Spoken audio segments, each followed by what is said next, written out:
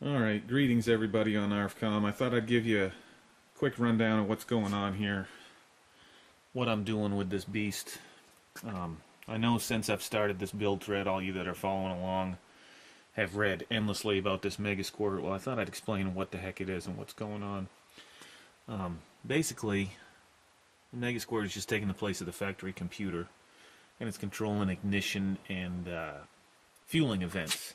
And it's doing this by taking a bunch of inputs from the engine, things like manifold absolute pressure, coolant temperature, manifold air temp, throttle position, engine speed and RPMs and all that good type of stuff.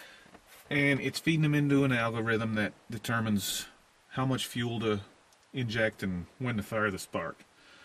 So right now all these sensors are hooked up to my engine, and of course hooked up to the Mega Squirt, and the Mega Squirt is interfaced with the laptop right now. So when I hit the key,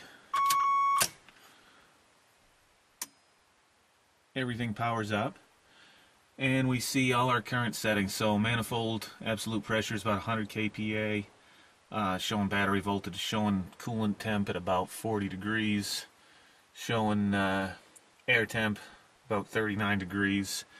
And down here, this little red box, I don't know if you can see that or not, it says not synced.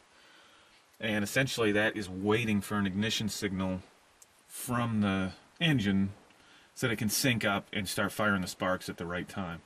So when I hit the key here in a minute, it's not going to start, but it is going to crank over.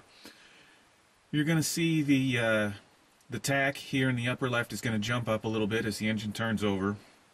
And that red box that says not synced is going to change to green and shows synced. And all that means is that now the Mega Squirt says, oh, okay, I see where the engine is in its revolution cycle, and I know this is when I should be injecting fuel and making sparks. So let's hit the key and see what happens.